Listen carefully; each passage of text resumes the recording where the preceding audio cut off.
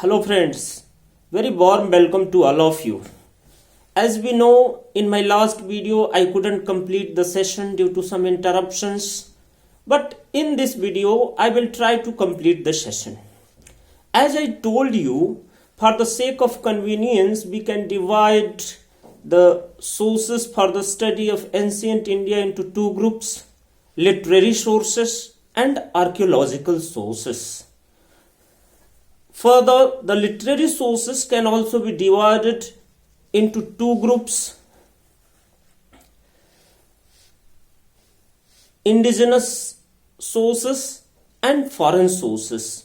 Further, the indigenous sources can also be divided into two groups: religious literature and secular literature. And religious literature can also be divided into three groups: Brahmanic literature, Buddha literature, and Jaina literature. As I told you, the foreign accounts also play a significant role for the study of ancient India. The foreign accounts can be categorized into three groups. First, the Roman Greek accounts, the second, Chinese accounts, and the third, Arabian accounts. As far as Roman Greek accounts are concerned, they play a significant role for the study of ancient India. First of all, a Roman Greek historian named Herodotus mentioned about India. Several companions of Alexander also came to India, such as Aristobulus, Curtius, Nearchus, Anacretus, etc. These scholars provided a lot of information about India in their writings, and these writings are a very good source for the study of ancient India. We are able to know much about ancient India from these sources. One of the Indo-Greek scholar named Megasthenes was also a significant scholar for the study of ancient India. His book Indica provided a lot of information about the Mauryan period. As I told you, Megasthenes was an ambassador in the court of Chandragupta Maurya, and the book of Megasthenes by the name of Indica provided a lot of information about the Mauryan period, about the social, cultural, economic, and political life of the Mauryan people have been described in this book. That's why, as a source, Indica plays significant role for the study of the Mauryan period, and this book is not found in the original form, but some Roman Greek scholars such as Ptolemy, Strabo, etc. quoted Megasthenes in their books. From there we get information about the Mauryan period. From there we get information about Indica, or we get information about Megasthenes. As far as Chinese accounts are concerned, two great travelers named Fahian and Hunetsang came to India. They were Buddhist travelers. They came to India for traveling, for seeing the Buddhist sites situated in India, and they wrote about India, they wrote about cultural, social, political, and religious life of the Indian people, and the writings of these travelers provide a lot of information about India. That's why the writings of these people The writings of these travelers are a very good source material for the study of ancient India.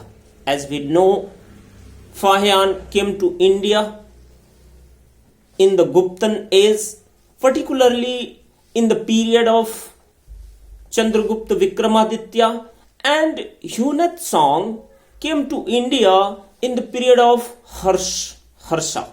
We get a lot of information about Harsha from the writings of Hunat Song. As far as Arabian scholars are concerned, they provide also a good source for the study of ancient India. Many Arabian scholars came to India, such as Al-Mashudi, Sulaiman, Ibn Khuraddad, etc. These scholars provided information about Pala and Pratihara kings in the 9th and 10th century, and these informations are a very good source material for the study of ancient India. As far as literary sources are concerned, these sources have their own limitations. They are not without flaws. The first problem with literary sources is the problem of extrapolation.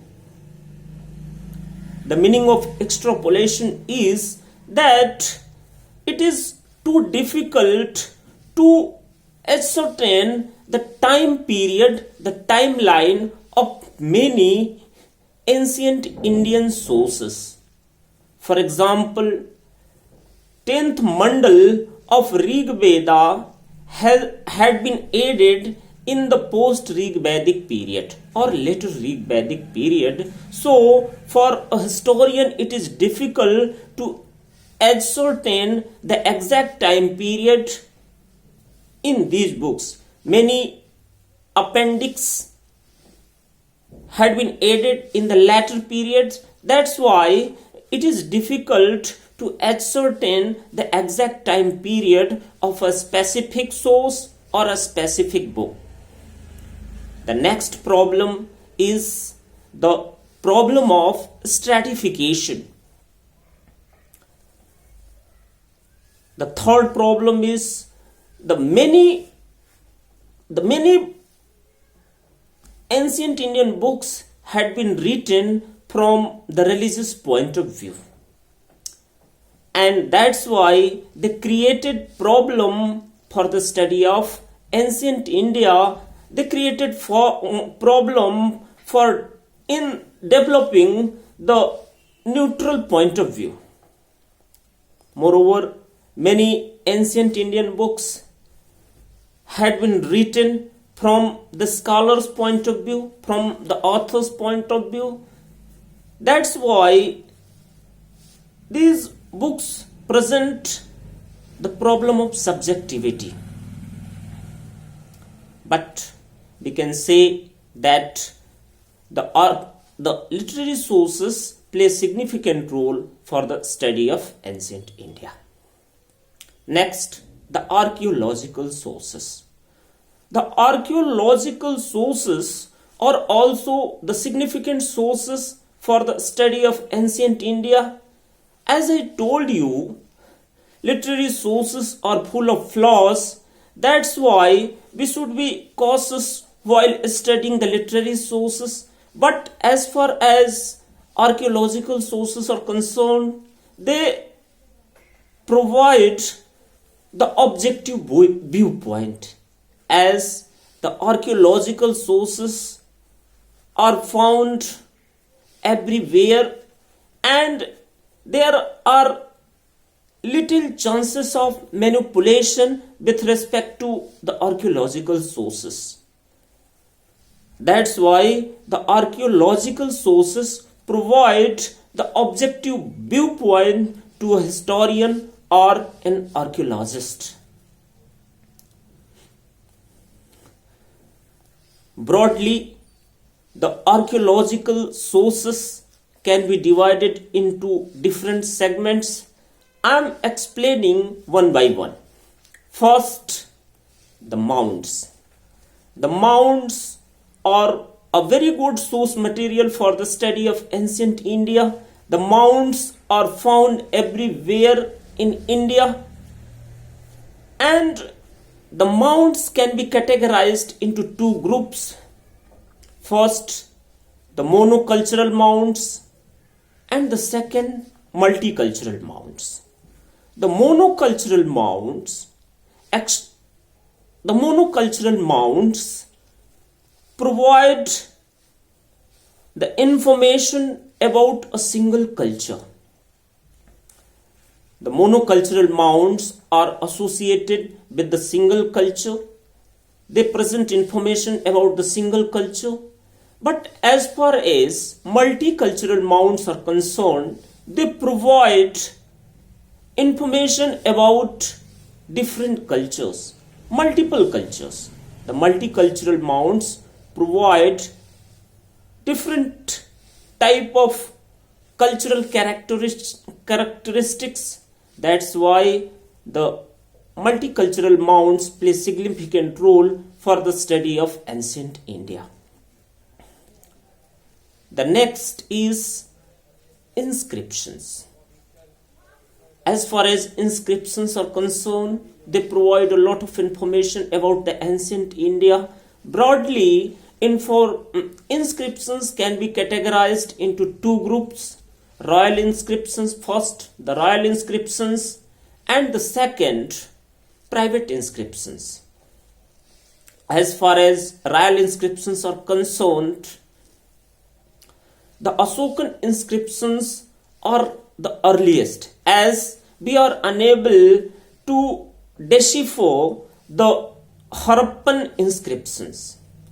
The script of Harappa has not been deciphered till now. That's why the Ashokan inscriptions are the earliest. From the Ashokan inscriptions, we are able to get information about the royal policy of Ashoka, his administration, his administrative policy, his philosophy of Dhamma, and his personal life. We get a lot of information from Ashokan inscriptions. Moreover, we get information about the Mauryan period, the political, cultural, economic, social, and religious life of the Mauryan people have been described in the Ashokan inscriptions. That's why the Ashokan inscriptions play a significant role in the study of Mauryan period, especially in the study of Mauryan period.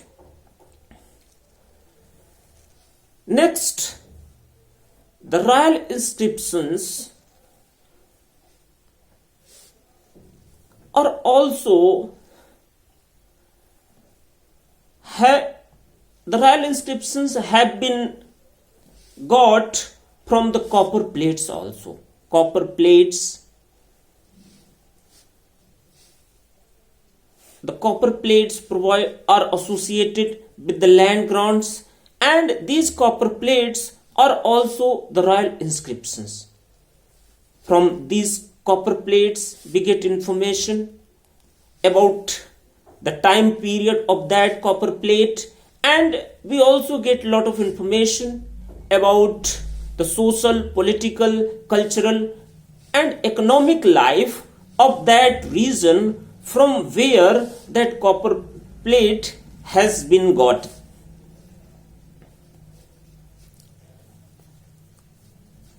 As far as private inscriptions are concerned, they provide information about the social, economic, political, and cultural life of the common people. That's why the private inscriptions also play significant role for the study of ancient India. Next is coinage. The coinage is the study of coins. It is called numismatics. Under coinage, we study about coins, and on the basis of coins, we try to get information about that period. Coins play a significant role for the study of ancient India. As we know, the punch marked coins are the earliest. The first coins that we get from the Indian subcontinent are the punch marked coins. These coins had been issued by guilds, and we get no mention of names on these coins. Moreover, many pictures are found from the punch marked coins, but it were the Indo-Greek kings who first of all issued coins in the name of kings. We get a lot of information from the Indo-Greek coins, and moreover, we construct history of some regions or some kings on the basis of coins, as the history of Mitra and Panchal has been constructed on the basis of coins. Moreover, the coins provide information about the economic prosperity of that period, the religious view of that period, and many more things. If the costly metal is used in coins, it is said that that period was economically prosperous. Moreover, the religious view, the cultural and religious view is also described in the coins. That's why the coins play a significant role for the study of ancient India. Next is architecture and monuments. As far as architecture and monuments are concerned, they provide a lot of information for the study of ancient India.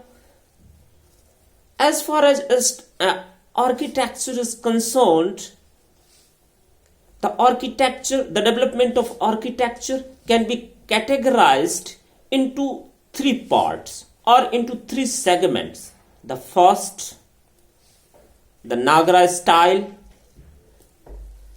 which is associated with the North India, the Dravida style, which is associated with the South India, and the third is Besra style. The Besra style is the mixture of other two styles, and it is associated with the Central India. The development of these styles provide a lot of information about the cultural or architectural development in the ancient India. The paintings or the development of fine arts and paintings. The development of fine arts and paintings provide a lot of information about ancient India. There are three types of styles which developed in the ancient India. First, Gandhara style. Second, Mathura style. And third, Sarnath style. As far as archaeological sources are concerned, they are not without flaws. The archaeological sources have also been distorted in the course of time. For example, many structures in the Harappan civilization have been distorted by the thieves, as the bricks have been stolen away from the Harappan structures. Moreover, the Asokan pillars, many Asokan pillars have been uprooted by the medieval kings from their original place. That's why we can say that the archaeological sources are not also without flaws, but the archaeological sources are used as supplementary to the literary sources. Thank you so much.